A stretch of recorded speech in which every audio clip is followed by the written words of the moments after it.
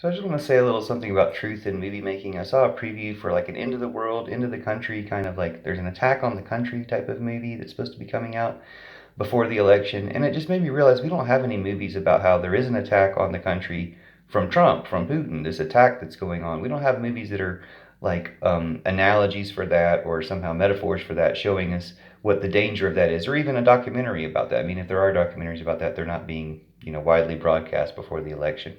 So we don't have the truth of movie making of an actual attack on America right now.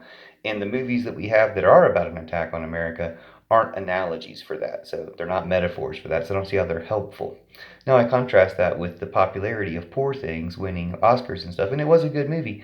It's also kind of porno. And if we admit that we like porno, instead of being ashamed of it and having to come up with excuses, we could have a lot more good porno with a lot more big name actors and all this other stuff if we just get over the sex shame of patriarchy, which is also the essence of the problem, trying to convince us that something besides Trump and Putin is the great threat to the world. No, it's Trump and Putin, oil companies, war, patriarchy. It's this lying social media network we have, Fashbook and Twitter.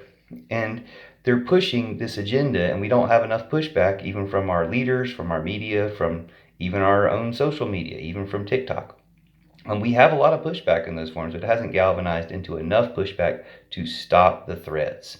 So we should do that, and we should also, while we're being honest about stuff and being honest about movie making, admit that we like porn and make better porn that we can all enjoy in theaters and can win Oscars in the future, instead of having to just put a bunch of sleeves and art and big name actors to justify it, whereas it doesn't have to be justified. It's why we're all here, literally. Thank you.